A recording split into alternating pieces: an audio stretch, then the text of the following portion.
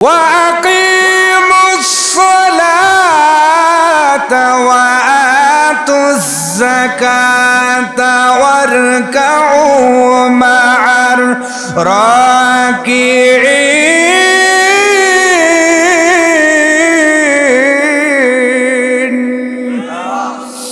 আল্লাহ রাব্বুল আলামিন বলেন, এ পৃথিবীর বান্দা বান্দিরা, ওয়ারকাউ মা'আর রাকিইন, রুকুকারীদের সঙ্গে রুকু করো। নবীজি নিজের জীবন দ্বারা বুঝিয়েছেন কেমন করে রুকু করতে হয়। নবীজি ডাকতে বলেন, উম্মত, এমন করে রুকু করবা, তোমার পিঠের উপরে যদি বাটি ভর্তি পানি রেখে দেওয়া যায়, ওই বাটির পানি গড়ায়া গড়ায়া পড়বে না। পিঠটা এমন সমান্তরাল করা লাগবে রুকুর মধ্যে। এইটা হলো নবীজির নিয়ম। আর আমরা নামাজের সময় রুকু করি মনে হয় দোকানের শাটার তুলে রাখছে। জোরে ঠিক না? ঠিক ঠিকটাও তো পুরুষ মানুষের মতো বলতে পারেন না। ঠিক না ঠিক? এমন মুসল্লি আছে না নাই? এমনি 5 ওয়াক্ত মুসল্লিবার অভাব, এরপরেও যদি এইভাবে টেনে টেনে বের করি, প্লাস থাকবো না, একসময় মাইনাস হয়ে যাইব, ঠিক কিনা?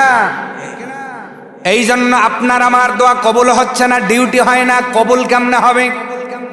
ডিউটি ঠিক হলে তো বেতন হয়, ডিউটি নাই, বেতন নাই। আল্লাহ রাব্বুল আলামিন ডাক দে বলে, পৃথিবীর বান্দা বান্দি, তোমাদের ডিউটি হলো নামাজ। এই নামাজ ঠিক হলে তোমাদের বেতন হবে, রিজিক হবে, সুস্থতা হবে, উপরন্ত পেনশন হিসাবে আমি আল্লাহ তোমাদের চিরসুখী জান্নাতের মালিক বানায়া দেব। আর ডিউটি নাই, কিছুই নাই। এই জন্য নামাজের বড় প্রয়োজন। নামাজে যত্ন হওয়া লাগবে, ধৈর্য নিয়ে নামাজে দাঁড়াইলে যিনি খুশি হন তিনি কে? জোরে বলেন, তিনি কে? এই জন্য আজ থেকে মুসলমান হিসেবে বিপদে পড়ে যাওয়ার পরে আমাদের ডিউটি হবে 2টা। 1 নাম্বার ডিউটি হলো ধৈর্য, 2 নাম্বার ডিউটি হলো নামাজ। এই ধৈর্য আর নামাজ নিয়ে যদি আল্লাহর কাছে অ্যাপ্লিকেশন করতে পারেন, গয়হাট্টার মুসলমান ভালো করে বুঝে যান, পৃথিবীর কেউ যদি তোমার ডাক না শোনে, একজন শুনবে, তিনি কে?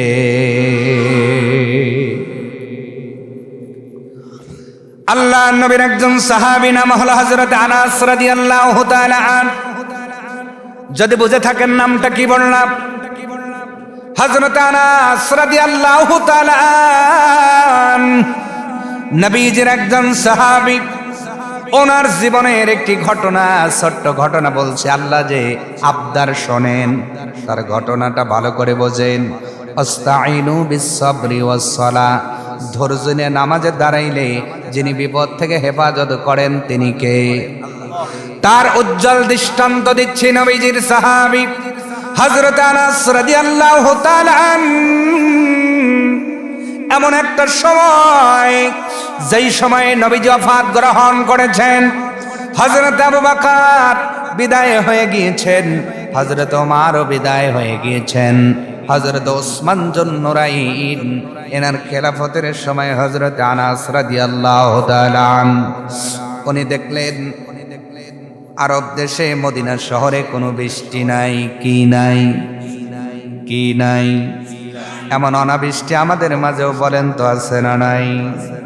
গত বছর কত হুজুর দোয়া করলো, কত হুজুর নামাজ পড়লো, কিন্তু আল্লাহ বৃষ্টি দেয় না। আবার যখন বৃষ্টির দরকার নাই তখন বৃষ্টি হয়। এ বাংলাদেশের মুসলমান, এর চাইতে আল্লাহ কেমনে চোখে আঙ্গুল দিয়ে বুঝাইবে তোমার আমার ঈমান আমল ঠিক না? আল্লাহর কোরআন বলে, জহারাল ফাসাদু ফিল বাররি ওয়াল বাহরি বিমা কাসাবাত আইদিন নাস।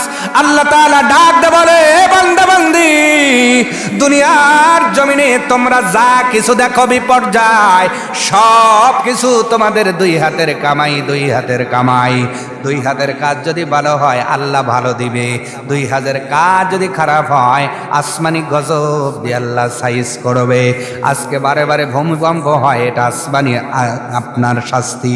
আজকে দিনে বৃষ্টি হয় না, দিনে বৃষ্টি হয়, এটাও হলো আসমানি গজব, গজব। তার মানে আজকে রিসার্চ করলে পাওয়া যাবে গয়হাটটা আপনার পশ্চিম কৃষ্ণপুর এই গ্রামেও যদি রিসার্চ করে দেখেন, দুই হাতের কাজটা খারাপের চেয়ে ভালো বেশি না ভালোর চেয়ে খারাপ বেশি? জোরে আরো জোরে। একজনকে সর দেয় কি দিয়া? বলেন আরো জোরে। অন্যায়ভাবে একজনকে ঘুষি দেয় কি দিয়া? অন্যের জমিরাল নিজের মধ্যে কাইটা কাইটা আনে কি দিয়া? ওজনে কম দেয় কি দিয়া? গোষ্ঠীর ফষ্টির ঠেলায় একজনের মাথায় বাড়ি দেয় কি দিয়া? আবার দেখবেন একজনের সম্পদ আর একজনের নামে উইল করে দেয় কি দিয়া? জোরে চোখে আজকে আঙ্গুল দিয়ে দেখা দিয়ে যাব কেন তোমাদের উপর আল্লাহ এই বিপদ গুলো দিচ্ছে। এমনি আল্লাহ বিপদ দেন না, যতই বলো রব্বানা। আল্লাহ কয় শুনলাম না, তার মানে হলো যেই হাত তুমি আল্লাহর কাছে তুলেছ ওই হাতের মধ্যে গোনা আছে। হাতের আপনার স্যাপ দিয়ে গুনতেছে সুদের টাকা কি দিয়ে? কথা কয় না, স্যাপ দিয়েই তো গনে, কি দিয়ে গনে?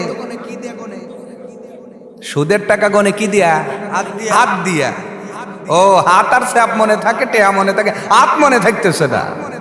ঘুষের টাকা গনে কি দিয়া? জরে।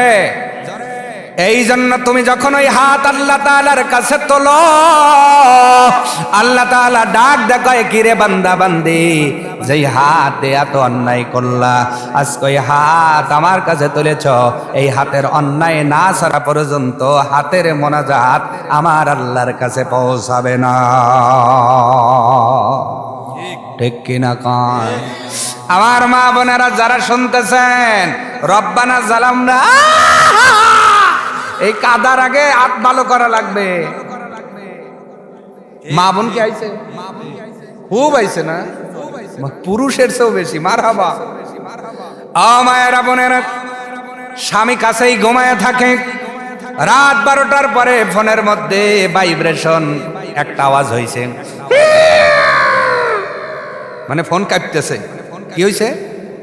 ভাইব্রেশন। আস্তে করে স্ত্রী ফোনটা হাতের মধ্যে নিয়ে বাইরে চলে গেছে, ডাক দাও। ওরে বাবা, স্বামী কিন্তু কাছেই শুইয়া, পর পুরুষে মিস কল দিছে, টয়লেটের নাম করে যায়া ফোনটা রিসিভ করছে কি দিয়া? কথা কয় না, আরো জোরে। হাত দিয়ে ফোনটা রিসিভ করে ঘন্টার পর ঘন্টা পর পুরুষের সাথে কথা চলতেছে। আরো জোরে। এটাও ঠিক। আজকে ঠিকের দোকান নিয়ে বসাবো আমি। কথা কয়, এটাও ঠিক, সব ঠিক। হুজুর আসছেন, ঠিক না বললে কি হয়? ও মা বোনেরা, স্বামীর হক নষ্ট করলা তুমি হাত দিয়া, সন্তানের হক নষ্ট করলা যেই হাত দিয়া, প্রতিবেশীর হক নষ্ট করেছো যেই হাত দিয়া, তোমার নিজের আপনজনের হক নষ্ট করেছো যেই হাত দিয়া, ওই হাত দিয়ে যতই আল্লাহকে রব্বানা বলো কবুল হবে না। আগে ওই অন্যায়গুলো হাত দিয়ে ছাড়া লাগবে, এরপরে রব্বানা বলা লাগবে। হযরত আনাস রাদিয়াল্লাহু তাআলা মনে আছে, নবীর সাহাবী, মদিনায় কোনো বৃষ্টি নাই, অনাবৃষ্টি, দীর্ঘদিন বৃষ্টি না হওয়ার কারণে জমিন ফেটে চৌচির হয়ে যাচ্ছে, জমিনগুলো আবাদের অনুপযোগী হয়ে যাচ্ছে, বৃষ্টির বড় দরকার। হযরত আনাসের মনে পড়ে গেল, আস্তাইনু বিসসাবরি ওয়াসসালাহ। মুসলমান বিপদে পড়লে ধৈর্য নিয়ে নামাজ পড়ে একজনের কাছে সাহায্য চাবে, জোরে বলেন তিনি কে?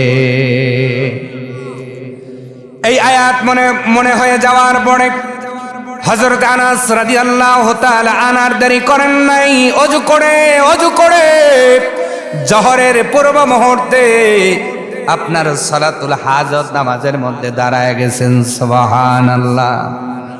সালাতুল হাজত বোঝেন, প্রয়োজনের জন্য যেই নামাজ পড়া হয় ওই নামাজের নাম হলো সালাতুল হাজত। উনি 2 রাকাত নামাজের মধ্যে দাঁড়ায় গেছেন। নামাজে দাঁড়ানোর পূর্বে ওনার চাকরকে ডাক দিলেন, চাকর রে, আমি নামাজ পড়ে দোয়া করব, তুমি একটু দেখবা আমার জমিনের মধ্যে বৃষ্টি হয় কিনা। সুবহানাল্লাহ। চাকর ডাক দে বলে, আমার মনিব, চতুর্দিকে রৌদ্র, হাহাকার চলতেছে, কোথাও কোনো মেঘ নাই, এর মধ্যে আপনি বৃষ্টি কোথায় পাবেন? মেঘই যদি না থাকে বৃষ্টি কেমন করে আসবে? হযরত আনাস রাদিয়াল্লাহু তাআলা আনহু বলেন, আমার ভিত্ত তুমি শুনে নাও, আমার আল্লাহ কথা দিয়েছে, আস্তাইনু বিস-সাবরি ওয়াস-সালাহ, ধৈর্য সহকারে নামাজ পড়লে আমার আল্লাহ আবদার শুনবে। ও চাকর, তুমি চলে যাও। উনি 2 রাকাত নামাজ পড়লেন, নামাজের পরে মোনাজাত করলেন, করার পরে ডাক দিয়ে বললেন, চাকর রে, কি খবর? চাকর ডাক দিয়ে বললেন, মনিব, না না না না না, কোনো বৃষ্টি নাই, কোনো মেঘ নাই, কিছুই নাই। উনি আবার 2 রাকাত নামাজ আদায় করলেন, আদায় করার পরে মোনাজাত করলেন, এরপরেও চাকর ডাক দিয়ে বললেন, না না, খবর নাই। তৃতীয়বার হযরত আনাস রাদিয়াল্লাহু তাআলা উনি আবার নামাজের মধ্যে দাঁড়াইয়া এইবার আর নিজেকে সামলাইতে পারেন নাই। হযরত আনাস রাদিয়াল্লাহু তাআলা নামাজের মধ্যে দাঁড়াইয়া দরদর করে চোখের পানি ফেলে কাঁদতেছেন। কেরায়েত চলতেছে, চোখ দিয়ে পানি পড়তেছে, কেরায়েত চলতেছে, চোখ দিয়ে পানি পড়তেছে। যেন মনে মনে ডাক দে কয়, আল্লাহ, তুমি তো কোরআনে বলেছ, আস্তাইনু বিস-সাবরি ওয়াস-সালাহ, বিপদে পড়লে ধৈর্য সহকারে নামাজে দাঁড়াও। ও আল্লাহ, আমি কি তোমার খাঁটি বান্দা হতে পারলাম না নাকি? আমার মোনাজাত কি তোমার দরবারে কবুল হবে না নাকি? আজ তোমার কোরআনের আমল আমি করি, এই আমল কি কবুল হয় না? আসমানের দিকে তাকাইয়া নবীজির সাহাবীর চোখ বেয়ে দরদর করে পানি পড়ে। কেরায়েত চলতেছে, এদিকে চোখের পানিগুলো গড়াগড়ি দিয়ে পড়তেছে। 2 রাকাত নামাজ পড়ে আবার 2টা হাত বাড়াইয়া আল্লাহর নবীর সাহাবী হযরত আনাস বলতেছেন, আল্লাহ, তোমার কোরআনের আমল করেছি, জমিনে বড় বৃষ্টির প্রয়োজন, আমার জমিনটা আমি আবাদ করতে পারবো না, আর তুমি কথা দিয়েছো, ইন্নাল্লাহা মা'আস সাবিরিন, আমি আল্লাহ ধৈর্যশীলদের সাথে থাকবো। আল্লাহ তুমি নিজে ওয়াদা দিয়েছেন, ইন্নাল্লাহা মা'আস সাবিরিন, আমি ধৈর্যশীলদের সাথে থাকি। ও আল্লাহ, একবার নয়, 2 বার নয়, 3 বার এই গরমের মধ্যে, রৌদ্রের মধ্যে দাঁড়ায়া নামাজ পড়েছি। আমার চাকর 2 বার এসে বলল, জমিনে বৃষ্টি নাই। আল্লাহ, আমি জানি তোমার ব্যাংকে সব আছে, তুমি বলবা কোন হয়ে যাও, ফায়া কোন হয়ে যাবে। এমন সময় ভৃত্য চাকর তাকায় দেখে রৌদ্র চলতেছে, হাহাকার, কোথাও কোনো মেঘ নাই। হঠাৎ করে পশ্চিম আকাশ থেকে এক খণ্ড মেঘের মতো দেখা যায়। ওনার ভৃত্য তাকায় দেখে হযরত আনাসের জমি যতটুকু মেঘের আকার ঠিক ততটুকু। আরো আস্তে, আরো জোরে। মনে হয় 6 মিলের মধ্যে মেঘটারে কাইটা মাপ করে ফিট করে দেওয়া হয়েছে। এইটা আমার কথা নয়, হাদিসের কথা, সাহাবাদের কথা। হযরত আনাস রাদিয়াল্লাহু তাআলা আনহু বলেন, মোনাজাত শেষ হতে দেরি হয়েছে, বৃষ্টি হতে দেরি হয় নাই। চাকর ডাক দিয়ে বলেন, মালিক গো, আমি এমন মেঘ জীবনে কোনোদিন দেখি নাই। আমার জীবনে মেঘ দেখেছি, উত্তরের মেঘ দেখেছি, দক্ষিণের মেঘ দেখেছি, পশ্চিমের মেঘ দেখেছি, পূর্বের মেঘ দেখেছি, আমি সাপট দেখেছি, ঝড় দেখেছি, কিন্তু এই যে মেঘ মেঘ মেঘ, আপনার জমিন যতটুকু মেঘ ততটুকু, মেঘ ততটুকু, আর এত মুষলধারে বৃষ্টি হয়েছে, আপনার জমিনটা পুরো ফিলাপ হয়ে গেছে। আসতে বলবেন না, জোরে বলুন। ওয়াস্তাইনু বিস-সাবরি ওয়াস-সালাহ।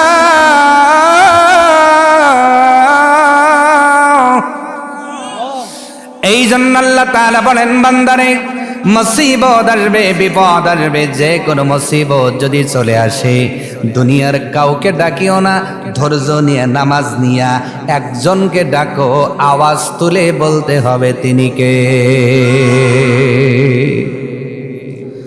অথচ আজকে মুসিবতে বললে আমরা ফোন দেই শ্বশুর বাড়ি, আসেন তাড়াতাড়ি, কথা কয় না, এরকম লোক আছে না নাই? আবার মা বোনরা যদি মুসিবতে পড়ে, দেখবেন আওয়াজের সে কাদা বেশি, আছে না নাই? আছে না নাই? বিশেষ করে যখন মা মরে গেছে, মহিলারা রাগ করবেন না, আমি একজন মায়ের সন্তান, আমার বাড়িতেও বোন আছে, আপনাদের আঘাত করবার জন্য কথাগুলো বলি না রে মা, ভালো করে বুঝে নেন। মহিলারা আবেগ প্রবণ বেশি, আবেগ হয়ে যাওয়ার পরে যা করা যায় তাও করে, যা করা যায় না তাও করে। বুঝলেন না? এইবার সরজমিনে বুঝাইতেছি, ব্যাখ্যা করে বুঝাইতেছি, এখন তো বুঝেন নাই। মা মরে গেছে, কে মরছে? বাবা মরে গেছে, ভাই মরে গেছে। আপনার মা প্রথম মারা যায় নাই, আপনার বাবা প্রথম মারা যায় নাই, আপনার ভাই প্রথম মারা যায় নাই। আমাদের এলাকার মা বোনদের টেন্ডেন্সি হলো, মা বাবা মারা গেলে এই যে কান্না শুরু করে, পূর্ব পাড়ার থেকে কাঁদলে পশ্চিম পাড়া আওয়াজ শোনা যায়। এইবার ঠিক জোরে বলা লাগবে, আপনাদের এলাকার গুলো কাঁদে না। মা যায় গামছা পেঁচায়া, স্বাস্থ্য ভাই আইছে ঢাকার থেকে। কোন ভাই? খালাতো ভাই, ফুফাতো ভাই, ওই দৌড় পারে আইছে দূর থেকে, ও ভাই রে, আমার মাটা মরা গেছে।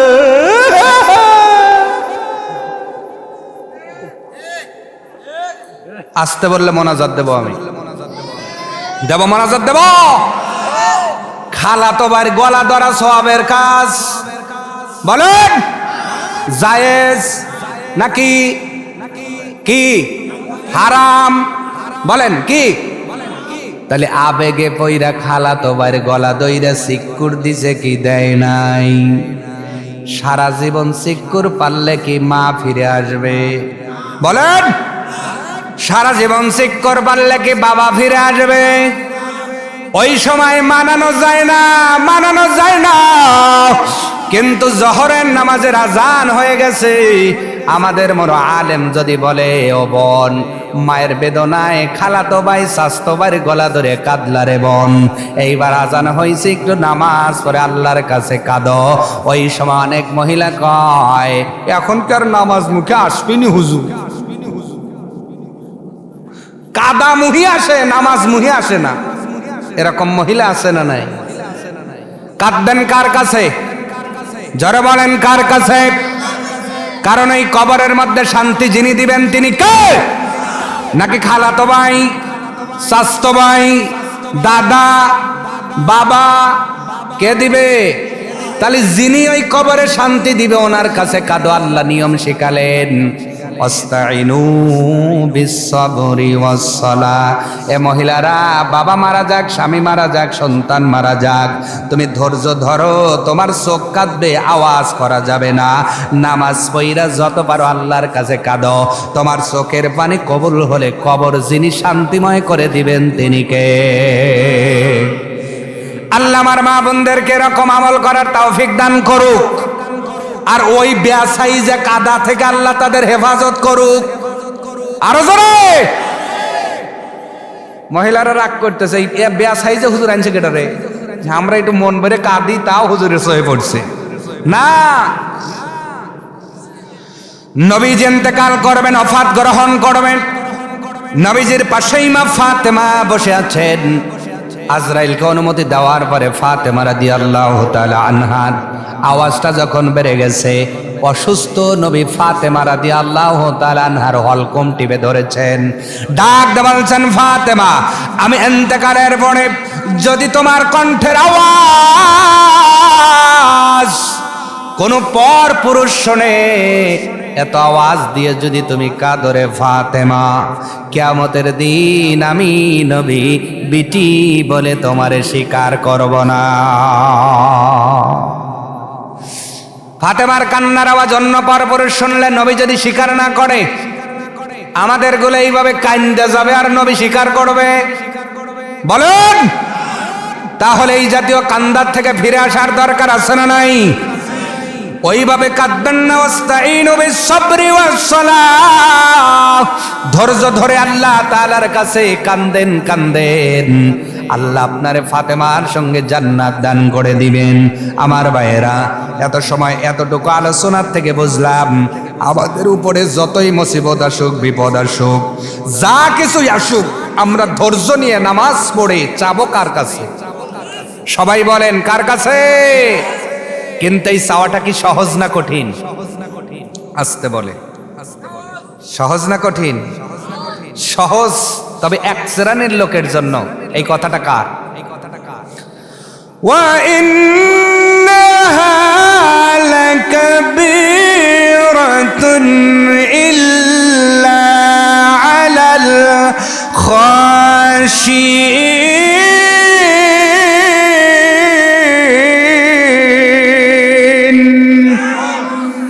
আল্লাহ রাব্বুল আলামিন বলছেন, এইভাবে ধৈর্য নিয়ে নামাজ আদায় করা সকলের জন্য সহজ নয়, সকলের জন্য সহজ নয়। ওয়া ইন্নাহা লাকাবীরা, এইটা খুব বড় একটা বিষয়, বড় একটা বিষয়। ইল্লা আলাল খাশিঈন, কিন্তু দুনিয়াতে যারা বিনয়ী, নম্র, ভদ্র, এদের কাছেই কাজটা বড় সহজ। বলেন সুবহানাল্লাহ। এইভাবে নামাজ আদায় করা বিনয়ী যারা, তাদের সহজ। বিনয়ী ছাড়া এই কাজ বড় কঠিন। কথাটা কার? জোরে বলেন কার? এইবারে এইভাবে নামাজ পড়তে হলে আপনাকে বিনয়ী হতে হবে। যদি বুঝে থাকেন বলেন তো কি হতে হবে? আরো জোরে, কি হতে হবে? বিনয়ী। বিনয়ী, বিনয়ী আছেন তো সবাই? সবাই বিনয়ী তো? এইবার আমি বিনয়ের কিছু বৈশিষ্ট্য বলতেছি, দেখেন তো এইগুলো আপনার ভিতরে আছে কিনা। বলবো? এক নাম্বার, বিনয়ী হওয়ার শর্ত হলো অহংকার ছেড়ে দেওয়া লাগবে। ছেড়ে দিছে? ভেজাল আছে। ওই যে একজন কইছে না, ও আস্ত তেল তেল হইলে মনে হয় ভালোই হইতেছে, নিচে হাত দিলেই তো সমস্যা হয়।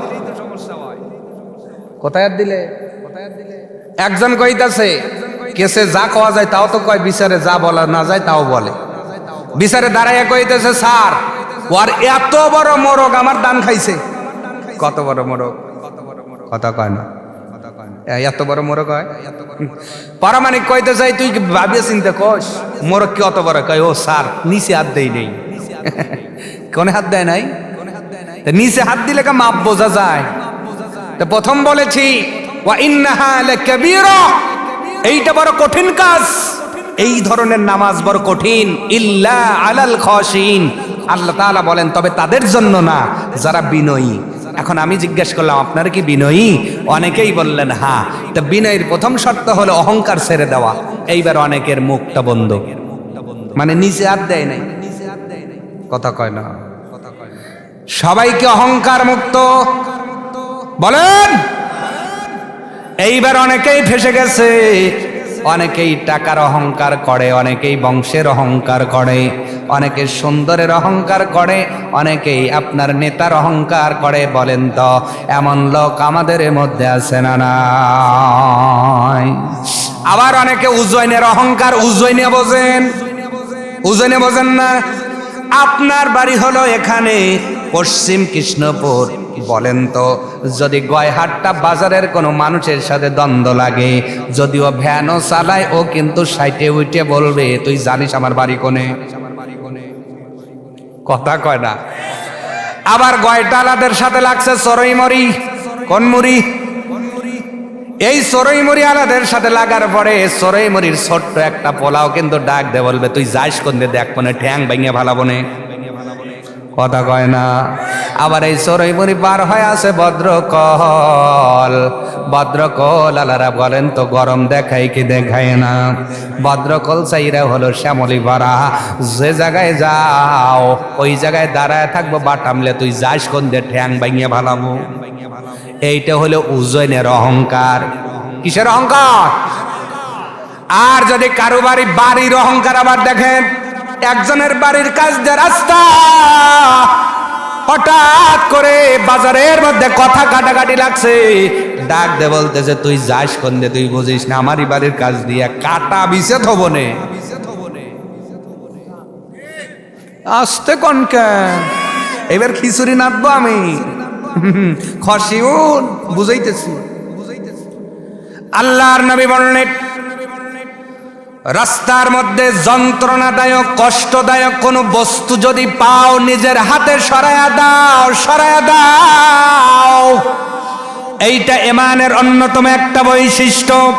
তার মানে কোনো মানুষ যদি নিজেকে ঈমানদার দাবি করে, সে অবশ্যই রাস্তার থেকে যন্ত্রণাদায়ক কষ্টদায়ক বস্তু সরায়া দেবে।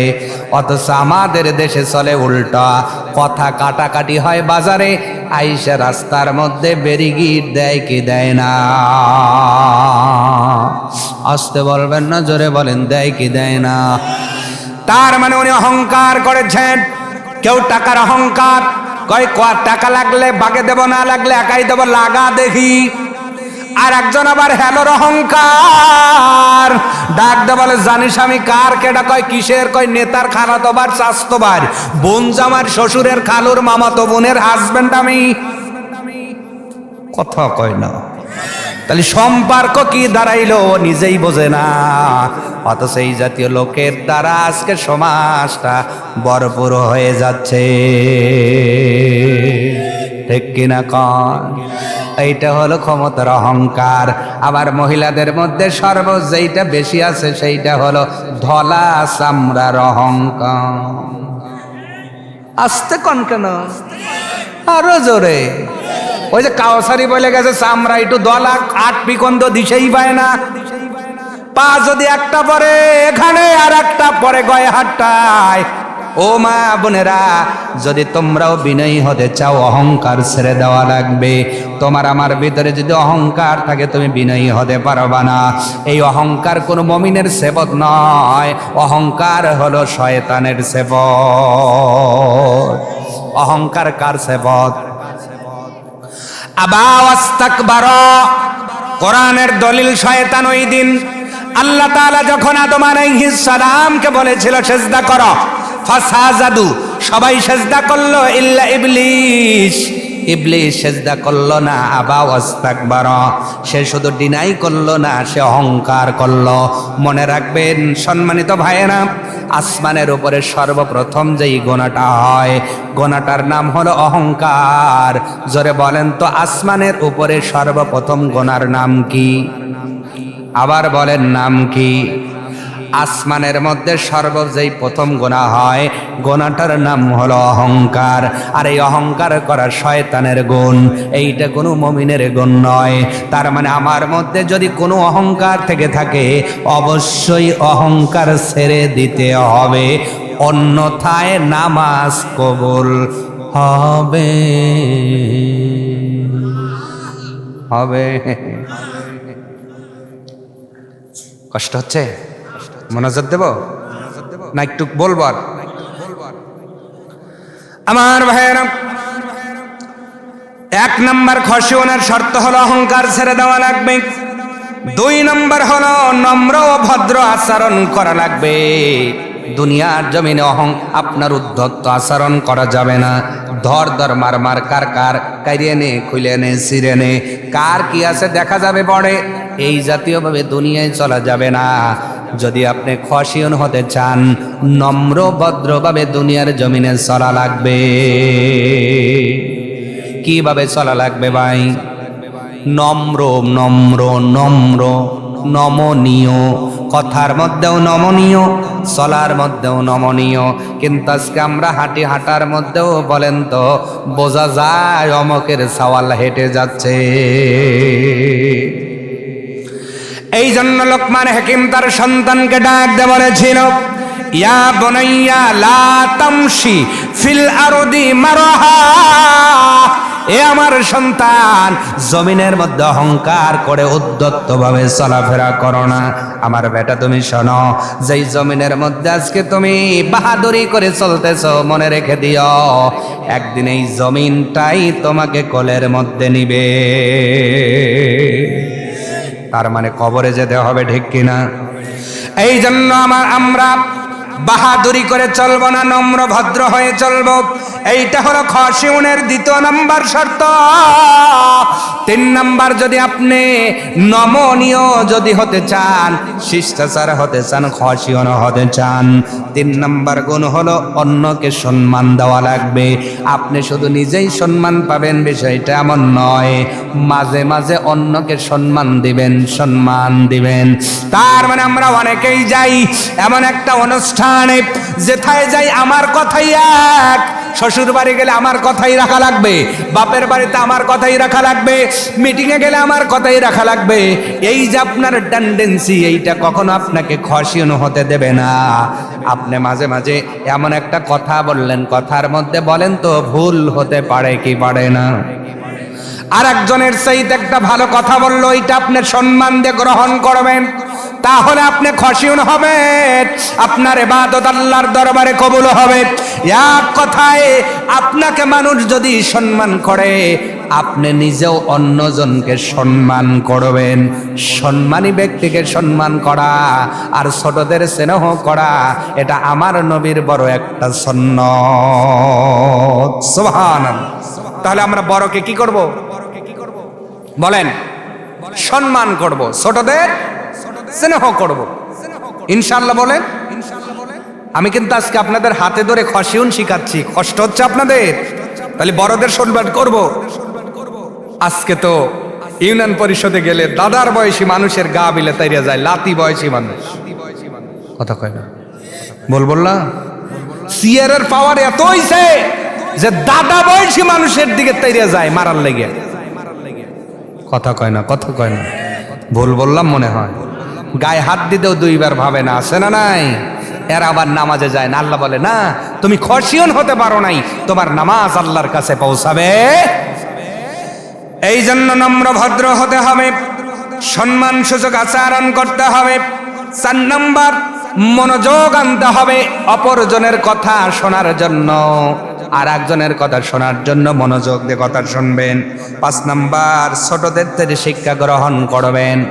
আপনি বড় হয়েছেন এই জন্য যে সব সময় সঠিক করবেন বিষয়টা এমন নয়, কিন্তু আমাদের দেশে এমনও মানুষ আছে যখন যুক্তিতে হেরে যায় তখন বলে এই বড় কেডারে জানিস, কথা কয় না, মানে যুক্তি হারিয়ে গেছে। ধরেন বাজারে গেছে, তর্ক হচ্ছে, বা বাপ বেটাই তর্ক হচ্ছে, বড় ভাই ছোট ভাই তর্ক হচ্ছে, হতে হতে এক পর্যায়ে ছোট ভাই এমন একটা যুক্তি দিছে বড় ভাই খণ্ডন করতে পারছে, কিন্তু ওই যে একটা বুদ্ধি তো আছে, বড় কেটা জানি জন্ম কেটা আগলিছে রে, একদিন আগে জন্ম নিলে তার বুদ্ধি বেশি হয়। এই জাতীয় ডায়লগ আপনাদের গয় হাটটা আছে না নাই? এর চাইতে বড় মূর্খতার কিছু না। একটা 10 বছরের ছেলের মুখ থেকে এমন কথা আল্লাহ বের করে দিতে পারেন যেটা আপনার চেয়ে উত্তম হতে পারে। যদি আপনি খসিয়ন হতে চান, ওই কথাটা আপনাকে অ্যাকসেপ্ট করার মতো মাইন্ড থাকতে হবে, ঠিক কিনা? ছোট মানুষ কিন্তু যুক্তিযুক্ত কথা বলেছে, এইটা মেনে নিতে আপনার সম্মানে বাঁধতেছে কেন?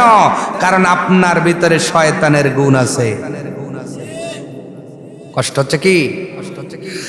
এই জন্য ছোট যদি সঠিক বলে ছোটদের কথাও আপনাকে মেনে নিতে হবে। এর পরের গুণ হলো ভুল হলে স্বীকার করার ক্ষমতা থাকতে হবে, এমন কলিজা থাকতে হবে। হ্যাঁ আমি মানুষ, আমি ভুল করতেই পারি, ভুল হয়ে যেতে পারে। ভাইরা বলেন তো, এই যে 1.5 ঘন্টা 2 ঘন্টা বক্তৃতা দিব, এর মধ্যে আমার ভুল হয়ে যেতে পারে কি পারে না? বলেন না কেন? আমি কি আসমান থেকে এসেছি? বলেন। আল্লাহ কি আমাকে বলেছে সাইফুদ্দিন তুমি মাসুম? যেহেতু আল্লাহ বলেন নাই, আর যেহেতু আমি ফেরেশতাও নই, অতএব আমার ভুল হতেই পারে। যত বড় আলেম হই না কেন, যত বড় বক্তা হই না কেন, আমার ভুল যদি কোনো মানুষ যদি অথেন্টিক ভাবে ধরায় দেয়, আল্লাহর কসম আমি নিজে তার জন্য দোয়া করি, আর ওই ভুল সংশোধন হয়ে যায়। একটু জোরে সোরে বলা যাবে কি সুবহানাল্লাহ? আজকেও বক্তৃতা দিচ্ছি, হ্যাঁ আপনাদের এই অডিয়েন্স থেকে যদি একটা ভুল আমাকে ধরায় দিতে পারেন, হুজুর দেখেন ওই সময় বক্তৃতা এইটা আপনি শব্দ ভুল করেছেন, এই কোরআনের এই শব্দটা ভুল করেছেন, হাদিসের এই শব্দটা ভুল করেছেন, আল্লাহর কসম তার জন্য আমি আল্লাহর কাছে দোয়া করি, আল্লাহ আমার ওই ভাইয়ের জ্ঞানটা তুমি আরো বাড়ায়া দাও। এই যে আপনার ভুল হতে পারে, আপনাকে যে ভুলটা ধরায়া দিল তার শত্রু মনে করিয়েন না, উনি হলো আপনার সবচেয়ে বড় বন্ধু। যে ভুল ধরায়া দেয় সে কি বন্ধু? বন্ধু বন্ধু, ঠিক কিনা? কিন্তু আমরা ভুল ধরলে মনে করি শত্রু। এইটাই হলো শয়তানের কাজ। সরল জিনিস বাঁকা করে বুঝায় শয়তান, আর আমার আল্লাহ এবং নবী বুঝায় সোজা করে। ইহদিনাস সিরাতাল মুস্তাকিম, সরল পথ, সরল পথ ব্যাখ্যা করা যাবে না, ঠিক কিনা? এরপরের গুণটা হলো সত্যকে গ্রহণ করবেন। সত্য যত তিতাই হোক গ্রহণ করার ক্ষমতা আপনার থাকা লাগবে, তাহলে আপনি খশিয়ন হয়ে যাবেন। আর আপনি যদি খশিয়ন হয়ে যেতে পারেন, আমার আল্লাহর কাছে দিনের মধ্যে যতবার হাত তুলবেন, আমার আল্লাহ আপনার মোনাজাত মুসা নবীর মতো কবুল করে নেবে। তাহলে বলেন তো, খশিয়ন হওয়ার দরকার আছে না নাই? খশিয়নের সর্বশেষ শর্ত হলো ক্ষমাশীল হওয়া। জোরে বলেন, বুঝে থাকলে বলেন কি হওয়া? আরো আসতে বলেন। ক্ষমাশীল, ক্ষমা করে দিবেন। কি করে দিবেন ভাই? আজকে তো আমাদের দেশে ক্ষমা নাই, ক্ষমা নাই। হাসিয়েন না, এক লিং বেজে গেছে। কয় লিং? কথা কয় না। আপনার প্রতিবেশী 3 তলা বিল্ডিং করে ফেলেছেন, কিন্তু বাজছে কয় লিং? কয় তুই ভাঙবি না আমি বেকু আনবো। ও বাজারে কইতেছে ভাই পায়ে ধরি ভাই, আমার ভুল হয়ে গেছে, আমারে ক্ষমা করে দেন। কয় কোনো ক্ষমা নাই, তুই ভাঙবি না আমি ভাঙবো, তাই কথা কয় না। এই রকম আচরণ করে যাইয়া এশারের নামাজ পড়ে আল্লাহর কাছে দোয়া করে, রব্বানা যালামনা আনফুসানা ওয়া ইল্লাম তাগফির লানা। নিচে ক্ষমা করলো না, কিন্তু আল্লাহর কাছে যায়, আল্লাহ আমি জুলুমকারী, আল্লাহ আমি গুনাহগার, আল্লাহ আমাকে ক্ষমা করে দেন। আল্লাহ কয় তুই ক্ষমা করতে পারিস না, আমি কেমনে করি ক? অতএব যে ক্ষমা করে না আল্লাহ তাকে ক্ষমা করেন না। সোজা কথা, ক্ষমা পেতে হলে ক্ষমা করা শেখা লাগবে, ঠিক কি না? কোন আজকে স্বামী স্ত্রীকে ক্ষমা করে না, স্ত্রী স্বামীকে ক্ষমা করে না, শুধু দুইজন দুইজনের ভুল খোঁজে। এই জন্য মিল মোহাব্বত বাড়তেছে না কমতেছে? গোতাগতি বাড়তেছে না কমতেছে? তালাক ডিভোর্স বাড়তেছে না কমতেছে? এই জন্য স্বামী স্ত্রীর মধ্যেও গুড আন্ডারস্ট্যান্ডিং এবং ক্ষমাশীল সহনশীল রিলেশন দরকার আছে না নাই? আসতে বলে, আছে না নাই? আপনার স্ত্রী যাকে নিয়ে এত বছর ঘর সংসার করলেন, তার যদি 2-4টা অপরাধ দোষ আপনি ক্ষমা নাই করতে পারেন, আপনি কিসের সোয়ামালই? কথা কয় না। আপনারা কি সোয়ামী না সোয়ামালই? কোনটা? ওই রকমই। ওই হুজুর ওই দৌড়ে এলেন ওই এক গোছের না, আপনি হাজবেন্ড, আপনি স্বামী। আর রিজালু কাওয়ামুনা আলান নিসা, আল্লাহ আপনাকে দায়িত্ব দিয়েছেন, আর যারা দায়িত্ব পায় তাদের ক্ষমা করতে শিখতে হয়, ঠিক কিনা? এই জন্য আমার স্ত্রীদের ক্ষমা করে দিব। এবার যারা বিয়ে করে নাই তারা এখন থেকে আমল শুরু করো না। যাদের বউ আছে তাদের স্ত্রীকে ক্ষমা করে দিবেন, যাদের স্বামী আছে স্বামীকে ক্ষমা করে দিবেন। মহিলারা যাদের সন্তান আছে সন্তানকে ক্ষমা করে দিবেন, দাদাকে ক্ষমা করে দিবেন, প্রতিবেশীকে ক্ষমা করে দিবেন। এই গুণ যদি আপনার ভিতরে আসে, আমার আল্লাহ আপনাকে ওলির খাতায় নাম লেখায়া দেবে। সুবহানাল্লাহ কি জোরে হবে না? শুধুমাত্র ক্ষমার গুণ যে কত বড় গুণ। আপনাকে একজন বাজারের মধ্যে কটু কথা বলেছে, অথবা ধরেন এমন কথা বলেছে আপনার শরীরের মধ্যে রাগ কষ কষ করতেছে, এই মানুষটাকে যদি আপনি ইশারের নামাজ পড়ে মোনাজাতের মধ্যে ক্ষমা করে ঘুমায় যেতে পারেন, আর ওই রাতে যদি আপনার মরণ হয়, আশা করা যায় আপনি ক্ষমা প্রাপ্ত হয়ে মারা যাবেন। আসতে বলেন সুবহানাল্লাহ। আর 4 বছর আগে দুলাভাই কি কইছে, ওই দুলাভাইয়ের সাথে এখনো মিল নাই। এরকম শালা সম্বন্ধী আছে না নাই? কথা কয় না। শ্বশুর কি কইছে, 2 বছর শ্বশুর বাড়িতে যায় না, নিজে তো যাই না, স্ত্রীকেও যাবে না, কয় কোনে যাবো, ঢ্যাং ভেঙে আলাবো কই। আরে বাবা, শ্বশুর তো মুরব্বী মানুষ, একটু নাই বলেছে, কতদিন আর রাগ করে থাকবেন, ক্ষমা কি করা যায় না? মহিলার রাগ এবার খুশি হবেনি, হ্যাঁ হুজুর একটু ভালো হয়ে রেখেন, আমার বাপের বাড়ি যাইবেরই দেয় না। কোনো মহিলার তো আবার সপ্তাহে 2 বার না গেলে বেলে ঘোরে না, কথা কয় না। এই জন্য ক্ষমার গুণটা বড় গুণ। ক্ষমার গুণ। আব্দুল্লাহ ইবনে আমর ইবনুল আস সাহাবীর নাম কি? আব্দুল্লাহ ইবনে আমর ইবনুল আস রাদিয়াল্লাহু তাআলা আন, উনি বলতেছেন, পৃথিবীর মানুষ শোনো, একদিন নবীজি মসজিদের মধ্যে বসে আছেন, হঠাৎ করে নবী ঘুরে বসে ডাক দিয়ে বললেন, ও সাহাবীরা,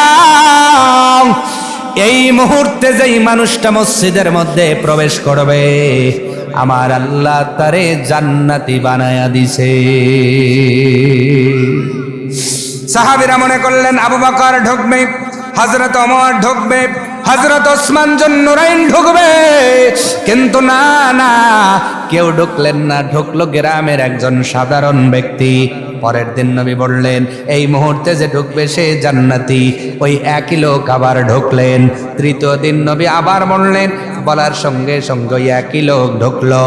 নবীর কথায় বলেন তো ভুল মিথ্যা আছে নাকি?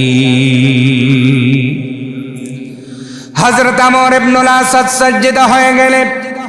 এই লোকটা কি এমন আমল করে? গ্রামের মানুষ, সাধারণ মানুষ, আমরা সর্বসময় নবীজির সাথে থাকি, নবীজি আমাদের ব্যাপারে এমন ঘোষণা একদিনও দিলেন না। আর এই লোকটার ব্যাপারে নবী 3 দিন একই আওয়াজ তুললেন। ব্যাপার কি? লোকটার পিছনে পিছনে হযরত আব্দুল্লাহ ইবনে আমর ইবনুল আস পিছনে পিছনে বাড়িতে চলে গেলেন। 3 দিনের জন্য মেহমান থাকলেন। মেহমান থেকে থেকে দেখলেন উনি অতিরিক্ত কি আমল করে, কিন্তু 3 দিন থাকার পরে উনি বুঝতে পারলেন না না না না, আমলের মধ্যে কোনো পরিবর্তন নাই। যেই আমল ইনি করেন ওই একই আমল উনিও করেন, আমলের মধ্যে কোনো তারতম্য নাই। 3 দিন থাকার পরে আব্দুল্লাহ ইবনে আমর ইবনুল আস বের হবেন। এমন সময় ডাক দিয়ে বলছেন, ভাই রে, আমি তোমার বাড়িতে 3 দিন মেহমান ছিলাম তোমার আমল দেখার জন্য। তুমি কি জানো আল্লাহর নবী তোমারে 3 দিন জান্নাতি ঘোষণা দিয়েছেন? আল্লাহু আকবার। আল্লাহর নবী তোমাকে 3 দিন জান্নাতি ঘোষণা দিয়েছেন। ভাইরি, তুমি এমন কি অতিরিক্ত আমল করো আমাকে বলো। সাধারণ লোকটা ডাক দিয়ে বললেন, আমার ভাই, আমি কোনো আমল করি না। উনি আর বিশ্বাস করতে চান না। একটা পর্যায়ে সাধারণ লোকটা ডাক দিয়ে বললেন, আমার ভাই তুমি শোনো, আমি একটা গোপন আমল করি, সেইটা হলো ইশারের নামাজ পড়ে যখন ঘুমাইতে যাব, আমি ওই সময় মনে করি আন্নাউমু নিসফুল মাউত, ঘুমটাই মরণের অর্ধেক। আমি যে ঘুমাতে যাচ্ছি এই ঘুমের মধ্যেই আজরাইল চলে আসতে পারে। ঘুম থেকে উঠলেই ইহকাল, না উঠলেই পরকাল। ঠিক কিনা কন? সাধারণ লোকটা বলতেছে, ভাইরে, এই চিন্তা করার পরে আমি যখন ঘুমাতে যাব তার পূর্ব মুহূর্তে আজকের এই দিনের মধ্যে যে আমারে গালি দিছে, যে আমারে বকা দিছে, যে আমারে কটু কথা বলছে, যার মাধ্যমে আমি আঘাত পেয়েছি, আমার ওই কথা স্মরণ হওয়ার পরে আহারে আজকে রাত্রে ঘুমাইলে উঠতেও পারি নাও পারি। আর যদি মারাই যাই এই অহংকার লেখে রাখি, আমি আর কোনো অহংকার মনের মধ্যে কেনে রাখি না। আমি ঘুমানোর পূর্বে সব মানুষকে মন থেকে মাফ করে ঘুমায়া যায়। আরো জোরে হযরত আব্দুল্লাহ ইবনে আমর ইবনুল আস ডাক দিয়ে বললেন, আমার ভাই, তোমার কাছে এই গুণটা ছোট হতে পারে, আসমানের মালিকের কাছে এই গুণটা ছোট হয় নাই, তোমার এই গুণটা ছোট হয় নাই রে ভাই। পৃথিবীর শ্রেষ্ঠ মানুষের জবান দিয়া আমার আল্লাহ 3 দিন তোমারে জান্নাতি ঘোষণা দেওয়াইছে। তাহলে আমরা অন্যকে ক্ষমা করব কি করব না? জোরে বলেন তো, করব কি করব না? সবাই একটু ইনশাআল্লাহটা জোরে বলেন, আবার বলেন। এখনো অনেকের মুখে উর্ক লেগে রইছে, খিল দিয়ে রাখছেন। উর্ক খিল খুইলা সকলেই জোরে বলেন ইনশাআল্লাহ। আমরা ক্ষমা করব। তাহলে আমাদের সমাজে যিনি শান্তি দিবেন তিনি কে? আমার ভাইরা, তাহলে নামাজের মধ্যে যদি আমরা বিনয়ী হতে পারি, এই বিনয়ীর গুণগুলো যদি অর্জন করে নামাজের মধ্যে দাঁড়াতে পারি, আমাদের নামাজের মধ্যে আল্লাহ তাআলার সাক্ষাৎ হওয়ার সম্ভাবনা। কারণ নবী বলেন, দুনিয়ার উম্মত শোনো, আমি মেরাজের রজনীতে আল্লাহর যতটা নিকটে গিয়েছিলাম, আমার আল্লাহ নামাজি বান্দা যখন সেজদায় চলে যায়, আমার আল্লাহ তার ঠিক ততটাই নিকটে চলে যায়। আরো জোরে, আরো জোরে, আরো জোরে। অথচ সেজদার মধ্যে আমাদের মনোযোগ নাই। কাউয়া ঠোকানে সেজদা আছে না নাই? কুকুরুকু কুকুরুকু আছে না নাই? এর আওয়াজ করে হলো মোরগ। যদি ওরে ধান খেতে দেন, চাল খেতে দেন, ও দেখবেন খাবে কুকুরুকু। আর বোঝে কে রে, এতদিন চাল খাবার দিল না, আজকে দিল। বাইরে বাড়িতে আইছে, ওর সাইজ তো ভালো না, পলটল আছে না, ও খালি গড়ে আর দেয়, কথা কয়। মোরগ এই জন্য খায়, আর কি বলে কুকুরুকু। এখন এমনও মুসল্লি আছে, সেজদা দেয় কি না দেয়, আবার মাথা তোলে, কথা কয় না। ঠিক আছে, ওই ঠিক কথা কল লেগে উল্লাপাড়ার থেকে আইছে, ঢাকার থেকে আসি নাই। আছে না নাই? জোরে বলেন। সেজদার মধ্যে আল্লাহ তোমার নিকটবর্তী হয়, আর সেজদার মধ্যে আপনার সময় নাই। মনে রাখবেন, কিয়ামতের ময়দানে সর্বপ্রথম যেই হিসাব আল্লাহ তাআলা আমাদের কাছ থেকে গ্রহণ করবেন, সেই হিসাবটার নাম হলো নামাজ। যদি বুঝে থাকেন বলেন তো, হিসাবটার নাম কি? আরো জোরে, জোর হলো না, জোরছে বলো। এখন যদি বলি সারের নামাজকে কে পড়েন নাই, হাত দেখান। মান কি থাকবে? মান থাকবে না। মান মান কসু হয়ে যাবে। কি কসু? মান থাকবে না, মান মান কসু হয়ে যাবে। ইশারের নামাজ নাই, ফজর নাই, জহর নাই, আসর নাই, সারা সপ্তাহ খবর নাই। গুতা দেয় ওই দিন, জুমার দিন যেই দিন।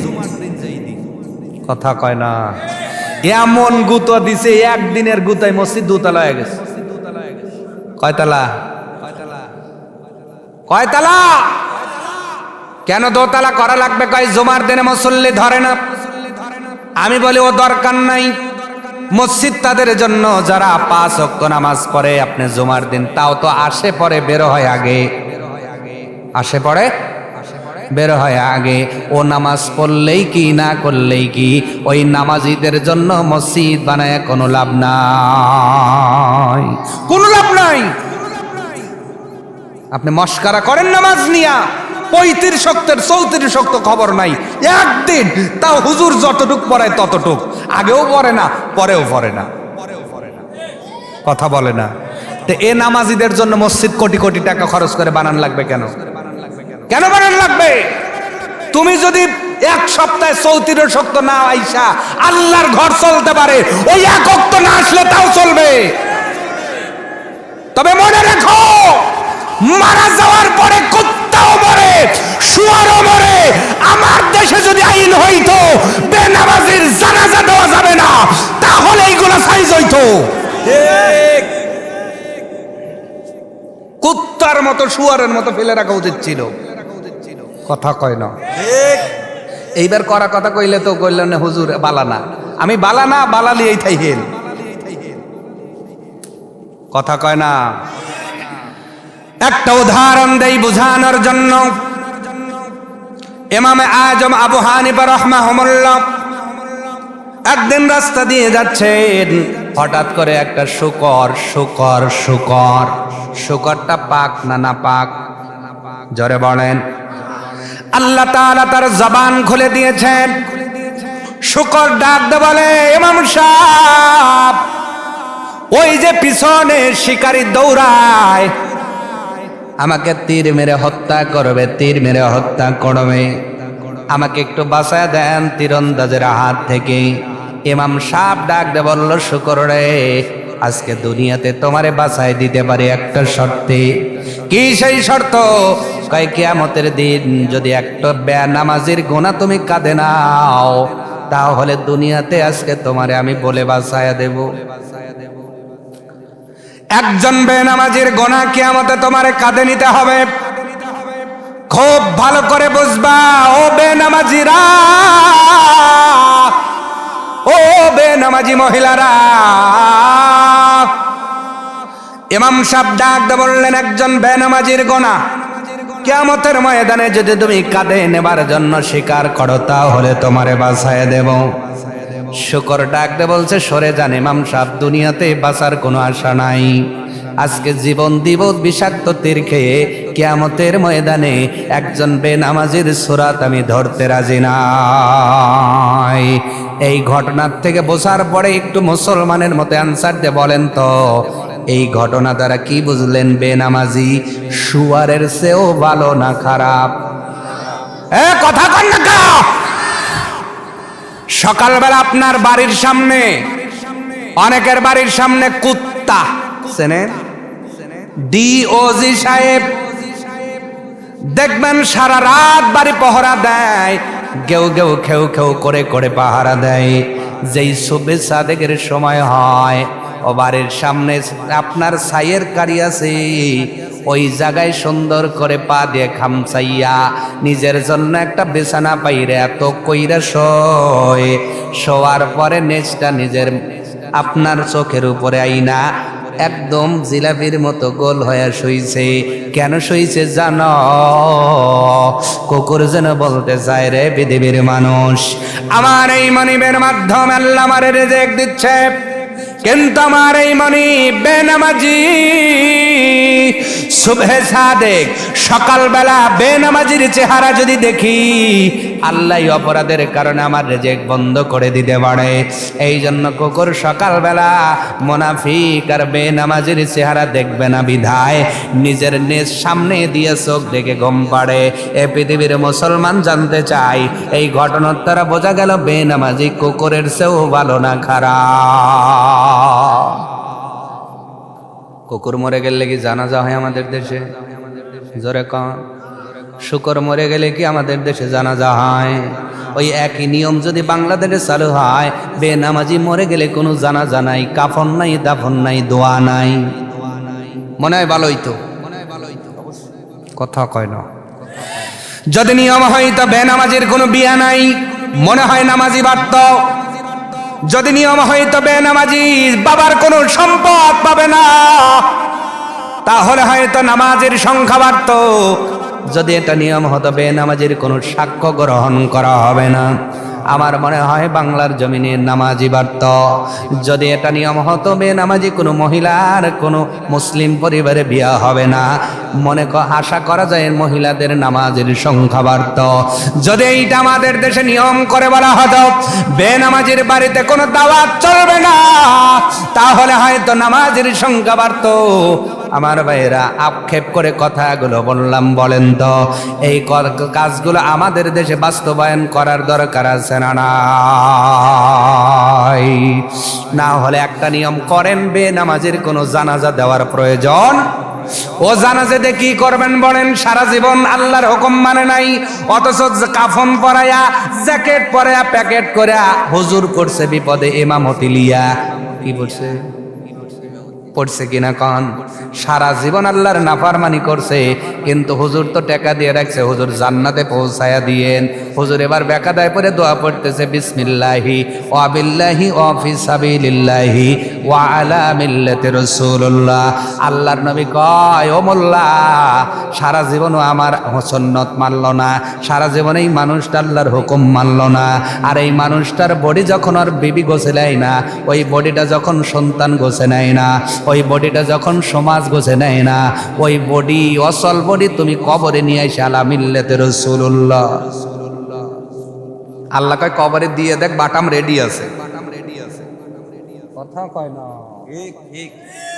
ঠিক বললেও ঠিক, না বললেও ঠিক, ওই ঠিক ঠিকই, ঠিক কিনা? এই জন্য নামাজের বড় প্রয়োজন। নামাজ নাই যার, কিছুই নাই তার। নামাজ আছে যার, সব আছে। নামাজ একটা গেটের মতো, ভালো করে বোঝেন। নামাজ কিসের মতো? গেটের মতো। এই যে আপনারা গেট সাজিয়েছেন জালসার, অথবা আপনার বাড়ির একটা মেইন গেট আছে, কি আছে ভাই? ওই গেট যদি বন্ধ থাকে, কোনো মানুষ কি ওখান দিয়ে ঢুকতে পারবে? কোনো আসবাবপত্র ঢুকতে পারবে? কোনো আপনার কোনো জিনিস কি ঢুকতে পারবে? তার মানে গেট খুলবেন যখন মানুষ ঢুকবে তখন, গেট খুলবেন যখন আসবাবপত্র ঢুকবে তখন। আল্লাহর নবীও ডাক দিয়ে বলেন, পৃথিবীর মানুষ শোনো, তোমাদের আমলের গেট হলো নামাজ, নামাজ, নামাজ। ঈমান আনার পরে তোমার যদি নামাজের গেট খোলা থাকে, একবার সুবহানাল্লাহ বললেই সওয়াব ঢুকবে, আল্লাহু আকবার বললে সওয়াব ঢুকবে, ইনশাআল্লাহ বললে সওয়াব ঢুকবে, কোরআন পড়লে সওয়াব ঢুকবে, যাকাত দিলে সওয়াব ঢুকবে, হজ করলে সওয়াব ঢুকবে, রোজা রাখলে সওয়াব ঢুকবে। কিন্তু তুমি ঈমান এসে বসে আছো, নামাজটা পড়ো না, নামাজটা পড়ো না, নামাজটা পড়ো না। তোমার গেট তো মেইন গেট বন্ধ হয়ে আছে, এই জন্য দান করলেও সওয়াব ঢুকবে না, সুবহানাল্লাহ বললেও সওয়াব ঢুকবে না, ইনশাআল্লাহ বললেও সওয়াব ঢুকবে না, রোজা রাখলেও সওয়াব ঢুকবে না, হজ করলেও সওয়াব ঢুকবে না। কেন ঢুকবে না? কারণ তোমার গেট, নামাজ নামক গেটটা বন্ধ আছে। সোজা কথা না ভেজাল আছে? ভেজাল আছে নাকি? এই জন্য নামাজটা দরকার আছে না নাই? বেনামাজি, বেনামাজি, বেনামাজি, কতটা ভয় জমিন বেনামাজির করে আপনারা জানেন নাকি? এটা বলেই আজকের আলোচনা শেষ হয়ে যাবে। পৃথিবীর মানুষ বেনামাজি হয়ে দুনিয়ার জমিনে যারা চলতেছেন, তারা মনে করতেছেন আমি খুব ভালো। না না না না, আপনার ভর জমিন নিতে পারে না। জমিন যেন বারে বারে বলে, কবে তুই আমার কোলে আসবি? আয় আয় আয়, আমার কোলে আসলে তোরে জনমের সাইজ আমি করব। ওই দিন তোর বাবা থাকবে না, মা থাকবে না, ভাই থাকবে না, বন্ধু থাকবে না, তোমার স্বামী থাকবে না, সন্তান থাকবে না। মহিলারা ওই দিন মাটির কবরের মধ্যে মাটি কোলে নিয়ে সাইজ করবে, দুনিয়ার কেউ তোমারে দেখতে যাবে না। এই জন্য জমিনের মধ্যে বেনামাজি হয়ে ঘরে লাভ নাই। আল্লাহ নবীর সাহাবী হযরত আবু বকর, আপনার ওমর ফারুক রাদিয়াল্লাহু তাআলা আন, মুসলমানদের দ্বিতীয় খলিফা, নবী ওফাতের পরে হযরত আবু বকর সিদ্দিক রাদিয়াল্লাহু তাআলা আন 2টা বছর মুসলমানদের দায়িত্ব পালন করলেন। উনি ওফাত গ্রহণ করার পরে খলিফাতুল মুসলিমিন হযরত ওমর, উনি খলিফার আসনে আসীন হলেন। জনগণ তার সম্মান দেন, নেতা বানালেন, উনি আমিরুল মুমিনিন হয়ে গেলেন। উনি যতটা গরম ততটাই নরম। বাতিলের বিপক্ষে ছিলেন গরম, আর কোরআনের পক্ষে ছিলেন তুলার চেয়েও বড় নরম। এটাই হলো মুমিন। বাতিলের বিপক্ষে শক্ত হয়ে দাঁড়াবে, ন্যায়ের পক্ষে তুলার চেয়ে নরম হয়ে যাবে। এর নাম হলো মুসলমান। আল্লাহ নবীর সাহাবী ফারুক আজম হযরত ওমর ফারুক রাদিয়াল্লাহু তাআলা আন, ওনার জীবনে বড় বড় বিচার পরিচালনা করেছেন। বিচার করতে যাইয়া বিইনসাফি হবে জন্য নিজের সন্তানকে দুনিয়ার জমিন থেকে নিজের হাত দিয়ে প্রহার করে করে বিদায় করে দিয়েছেন। এতটুকু বিইনসাফি বিচার হযরত ওমর ফারুক করেন নাই। অথচ আজকে বিচার হয় আমাদের দেশে যত বিচার হলো গরিব মানুষের। যত নিয়ম হলো গরিবদের জন্য, যত বিচার গরিবদের জন্য, যত নিয়ম গরিবদের জন্য, যত রুলস গরিবদের জন্য, বড় লোকের জন্য কিছুই না। কথা বলেন না কেন? আমি আপনি পাসপোর্ট করতে গেলে কত কি ঝামেলা, আর একজন গেলে কোনো ঝামেলাই নাই। এখন আপনি কাট করতে যাবেন, কত ঝামেলা। যার মাল আছে তার কোনো ঝামেলাই নাই। চেয়ারে বসাইয়া গরম গরম কফি খাওয়াইয়া কাট কইরা দিব। জোরে বলে না। ট্রাফিকের মধ্যে যেই ভাই দাঁড়ায় আছে দেখবেন, নিয়ম শুধু ভ্যান চালকের জন্য, নিয়ম শুধু অটোওয়ালার জন্য, কিন্তু বড় বড় গাড়িতে পাঁচোরা গাড়িতে কইরা যাচ্ছে, তাদের কাগজ নাই, কিছুই নাই। ধরতে গেলে শুধু যদি বলে এসপি সাহেব বাইরা ভাই কয় ও সেলুট স্যার, কথা কয় না। এরকম নিয়ম আমাদের দেশে মন কায় নাই, কথা কন্যা কে। এর নাম হলো ইনসাফ। নিয়ম নিয়ম, রুলস ইজ রুলস, রুল সবার জন্য সমান। সেইটা দেখিয়েছেন খলিফাতুল মুসলিমিন হযরত ওমর ফারুক রাদিয়াল্লাহু তাআলা আন। উনি ওনার জীবনে বিচারে কোনোদিন বেইনসাফি করেন নাই। এই জন্য আল্লাহ জমিনের মধ্যে শান্তি দান করেছিলেন। ওনার সময় একজন বুড়ি মা চলে আসলেন তার কাছে বিচার চাওয়ার জন্য। সুবহানাল্লাহ, আর একটু জোরে বলেন সুবহানাল্লাহ। খলিফাতুল মুসলিমিন বসে আছেন, বৃদ্ধা মা আসার পরে ডাক দিয়ে বলছেন, ও খলিফা, আল্লাহ তোমার সম্মান দিয়া আমাদের খলিফা বানাইছে, তুমি তো দেখি ঠিক মতো বিচার করতে পারো না। বলেন তো আমরা হইলে রাগটা বাড়তো না কমতো? আসতে বলে, বাড়তে না কমতো? আমার ভাইয়েরা, বেড়ে যেত, খলিফা রাখলেন না, চুপ করে বসে আছেন। এবার বৃদ্ধা মা ডাক দিয়ে বলছেন, ও মা। বৃদ্ধা মা বলছেন, খলিফা আমার তো বিচার, তোমার তো বিচার সুবিধা মনে হয় না। আমি তোমার কাছে একটা বিচার নিয়ে এসেছি রে খলিফা। যদি মুসলমানদের লিডার তুমি হও, আমার এই বিচার তোমাকে করে দিতে হবে। সুবহানাল্লাহ। কি বিচার মা আপনি বলেন? বেনামাজি কত বড় অভিশাপ, ভালো করে বোঝেন। বৃদ্ধা মা ডাক দিয়ে বলছে, ও খলিফা, বিচারটা হলো আমি একজন মহিলার থেকে কিছু তেল ধার নিয়েছিলাম, কর্জ নিয়েছিলাম। এই তেলটা আমার বাড়িতে নিয়ে গিয়েছিলাম।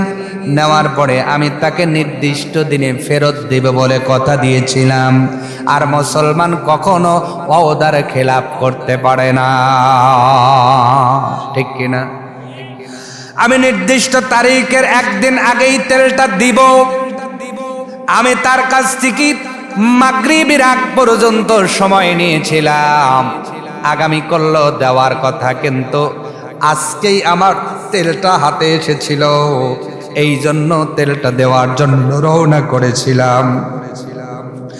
তেলটা দেওয়ার জন্য রওনা করেছিলাম। পথের মধ্যে আমি সেই বাড়ি পাবার পূর্বেই আমি পড়ে গেলাম। হাতের ভিতর থেকে বাটিটাও পড়ে গেল। তেলটা মরুভূমির মধ্যে পড়ে গেছে। ওই তেলটা মাটির জমিনটা শুষে নিছে। ওমর, তোমার কাছে বিচার দিলাম, মাটির জমিনের বিচার করে আমার তেল, এক বাটি তেল ফেরত চাই। সুবহানাল্লাহ। এরকম বিচার যদি আপনার কাছে চাইতো কি বলতেন? ও পাগল হইছে। কি হইছে? কথা কয় না। আর যদি ক্ষমতা থাকতো চর দিয়ে তারাই দিতেন, এই কোনো বিচার হয় নাকি, যা, ঠিক কিনা? এই কথা বলার পরে খলিফার পাশে যারা ছিলেন তারা রাগান্বিত হতে যাচ্ছেন। যা বলা যায় তাও বলে, যা বলা যায় না তাও বলে। খলিফাতুল মুসলিমিন হযরত ওমর ডাক দিয়ে বললেন, তোমরা রাগান্বিত হয় না, যা বলেছে বলেছে, বুড়িকে বলতে দাও, বৃদ্ধাকে বলতে দাও। হযরত ওমর ডাক দিয়ে বললেন, বৃদ্ধা মা, ওই তেল লাগবে না, আমার বাইতুল মালে তেলের অভাব নাই, যান 2 লিটার নিয়ে যান। কয় না, আমি তো আপনার দয়া নেওয়ার জন্য আসি নাই, বিচার চাইছি, বিচার লাগবে, আমার ওই তেল লাগবে। আল্লাহু আকবার। আরো জোরে বলেন। কথা বুঝতে পারছেন? উনি 2 লিটার তেল নেবেন না, আমি কষ্ট করে যেই তেলটা সংগ্রহ করেছি ওই তেল না দিলে আমি বিচার মানি না। ওমরে ফারুক কিছুক্ষণ নিশ্চুপ থাকার পরে বললেন, বুড়িমার সময় কত সময়? কয় আগামীকাল মাগরিবের আগ পর্যন্ত সময় আছে। এবার বৃদ্ধা মাকে ডাক দে বললেন, খলিফা ডাক দে বললেন, মারে যাও, আগামীকাল জোহরের পরে তোমার বিচার হবে। আরো আসতে বলেন সুবহানাল্লাহ। বৃদ্ধা মা বাড়িতে চলে গেলেন, রাত যায়, সবাই ঘুমায়। হযরত ওমর ফারুক রাদিয়াল্লাহু তাআলা ওনার চোখের ভিতরে ঘুম নাই। সব মানুষগুলো ডাক দিয়ে বলেছেন, খলিফা কেমন করে এই বিচারটা আপনি করবেন? আপনি তো বললেন বিচার করবেন। দেখতে দেখতে রাতটা চলে গেল, ফজরের নামাজ হয়ে গেল। জোহরের নামাজ আদায় করে খলিফা লোকজন নিয়ে জমিনের কাছে চলে গেলেন। বৃদ্ধা মা আসলো, মা কোথায় তোমার সেই জমিন? দেখা দিল এই জায়গায় তেলটা চলে গেছে। বলেন তো, মরুভূমির জায়গার মধ্যে তেল পড়লে নিচে যায় না, উপরে থাকে। এঁটেল মাটি হলে তাও কিছু সময় থাকে, আর যদি বালি মাটি হয় থাকে না, আর আসে না গেছে কয়েক সেকেন্ডেই তো তার ভূমিকা নাই। একদিন প্রায় অতিবাহিত হয়ে গেছে। খলিফা এই জায়গার জমিন আমার তেলটা নিচে বিচার চাই। খলিফা এবার ডাক দিয়ে বলে, জমিন রে, বৃদ্ধা মার তেলটা নিচেও তাড়াতাড়ি তেলটা ফেরত দিয়ে দাও। সুবহানাল্লাহ। আর একটু জোরে বলেন সুবহানাল্লাহ। জমিনটা একজন বানাইছেন, জোরে বলেন না তিনি কে? আল আরদ ফিরাশ, আল্লাহ কয় আমি বিছানা বানিয়েছি তোমাদের জন্য। আর যারা আল্লাহ ওয়ালা, আল্লাহর প্রিয় ভাজন, জমিনও তাদের কথা শোনে, জমিনের মাখলুক গুলো তাদের কথা শোনে। আমার ভাইয়েরা, তাহলে জমিনের কাছে যা বলছে, জমিন রে তাড়াতাড়ি করে বিদ্যমার তেলটা ফেরত দিয়ে দাও। জমিন থেকে কোনো আওয়াজ নাই, আওয়াজ নাই। জমিন কথা বলতে পারে কি পারে না? আসতে বলে। আল্লাহ বললে পারে। তার বাস্তব প্রমাণ হলো আম্মাজান ফাতেমা রাদিয়াল্লাহু তাআলা আনহাকে যেই দিন কবরের মধ্যে রাখা হচ্ছিল, সালমান ফার্সি কিন্তু বলেছিল, আপনার হযরত আবু যর গিফারি বলেছিল, মাটির জমিন কিন্তু উত্তর দিয়েছিল। তার মানে বোঝা যায় আল মাটির জমিন আল্লাহ চাইলে কথাও বলতে পারে, কাজও করতে পারে। আল্লাহ চাইলে যে কাজ করতে পারে, কারণ নাম কি? ওই যে মুসা নবী যখন বলছিল, ধর কারণ রে ধর, দুনিয়ার কোনো পুলিশ ধরে নাই, রাত ধরে নাই, মাটির জমিন দইরা গাইতাছে। যখন বুক পর্যন্ত মাটির জমিন গাড়ছে, কারণ কয় মুসা 2.5 টাকা না 5 টাকা দিমো, কয় হবে না ধর। যখন কলা পেয়ে গেছে, কয় 5 দেব না 10 দেব, কয় হবে না ধর।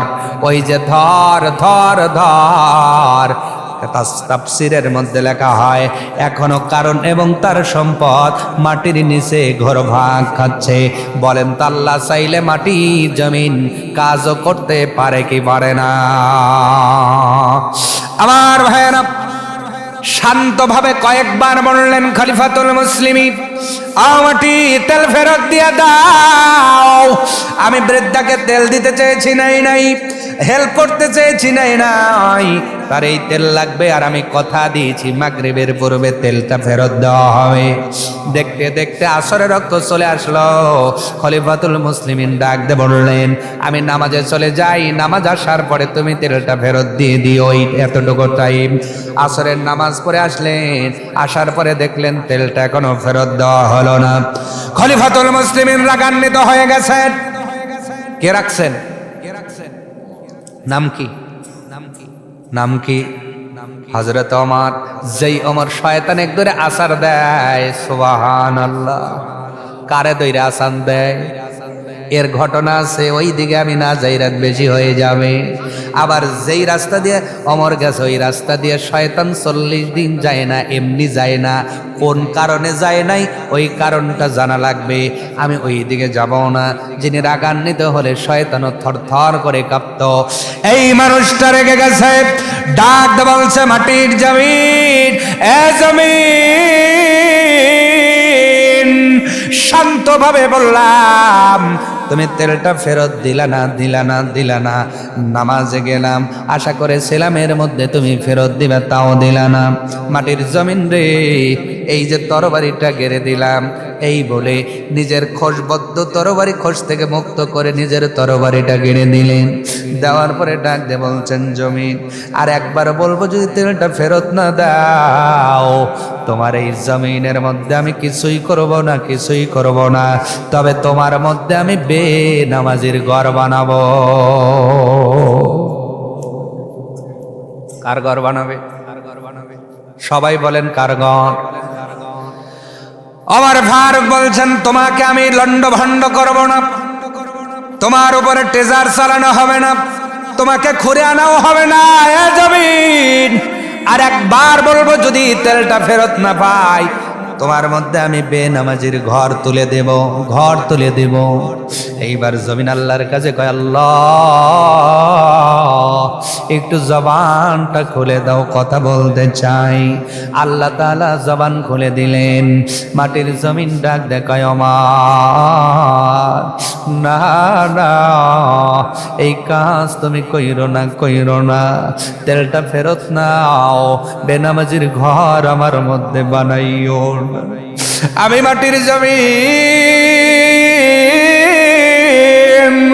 আল্লাহ আমারে বানাইছে। আমার তোমরা যারা নামাজ পড়ো, তারা হলো আশরাফুল মাখলুকাত, আল্লাহ বড় ভালোবাসে। তোমরা যখন আমাদের মধ্যে হেঁটে যাও, আমরা জমিন বড় খুশি হয়ে যাই। আর বেনামাজিরা যখন হাঁটে রে, আমাদের জমিনের মধ্যে বড় কষ্ট হয়, বেনামাজিকে বহন করতে পারি না। আর তুমি যদি আমার মধ্যে বেনামাজির ঘর বানাও, আমার মনে হয় বেনামাজির কারণে আমার আল্লাহ আমাদের ভিতরে আবার গজব দিবে, শাস্তি দিবে। আল্লাহর শাস্তি সহ্য করতে পারবো না। খলিফাতুল মুসলিমিন ডাক দেওয়াল, মাটির জমিন, যদি তেলটা ফেরত দাও, পুরস্কার হিসেবে তোমার মধ্যে নামাজি বান্দার ঘর বানায়া দেব। মুহূর্ত কাল দেরি হয় নাই, মাটির জমিন বৃদ্ধ পরিমাণ তেলটা ফেরত দিয়েছেন। আওয়াজ তুলে জোরে বলা যাবে কি সুবহানাল্লাহ? আর একটু জোরে বলেন সুবহানাল্লাহ। এইবার বলেন, আমরা বেনামাজি থাকবো না, নামাজওয়ালা হব। কারণ আপনি নামাজ পড়েন আর না পড়েন, কবরে যেতে হবে। কবরটা হবে মাটির ঘর। যেই জমিনের মধ্যে চলতেছো, ঘুরতেছো, ফিরতেছো, খাইতেছো, দুনিয়াটা মস্ত বড় খাওয়া দাও ভর্তি করো, এই স্লোগান দিয়ে যারা চলতেছো পৃথিবীর মুসলমান, একদিন এমন একটা সময় আসবে রে, দুনিয়ার সাথে সম্পর্ক ছিন্ন করে তোমার শরীরের মধ্যে কাফন নামের জ্যাকেট পরায়া দিয়া চিরজন্মের মতো জানাজা দিয়া মাটির কবরে নামায়া দিবে। ওই দিন মাটির কবর ডাক দিয়ে বলবে, এবার কেমন লাগে বলো?